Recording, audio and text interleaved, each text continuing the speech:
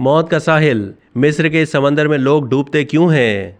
बचपन से इंसान अपने बड़ों और बुजुर्गों से ये बात सुनता आया है कि आग और पानी से कोई मुकाबला नहीं, मगर हमेशा ही मौसम गर्मा में हमें इल्म होता है कि दुनिया भर में समंदर में नहाते हुए साहिल की बेरहम मौजों की नज़र हो गए। तो बिल्कुल इसी तरह मिस्र में सिकंदरिया गवर्नरेट के साहिली इलाके अल अजमी में एक साहिल ऐसा है जहां जाने वाले ज़्यादातर लोग वापस जिंदा लौट कर नहीं आते।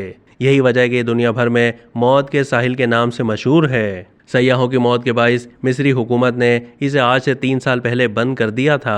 ये साहिल समंदर दुनिया भर में एक मनफी शोहरत हासिल कर गया था क्योंकि हर साल मौसम गर्मा में यहाँ कई अफराद डूब जाते थे, जिसकी वजह से लोगों में कई कयास आराइयाँ पाई जाती हैं, मगर इनमें कोई सदाकत नहीं।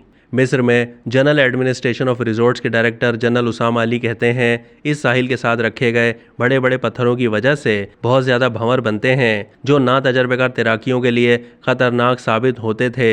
पर अब ये साहिल मुकम्मल हिफाजती इंतजामात के साथ दोबारा खोला जा रहा है। वाज़ेह है कि आवाम की हिफाजत के लिए अब यहाँ स्काई जेट यानी मोटरसाइकिलों को पानी के अंदर गश्त करने की इजाज़त दी गई है।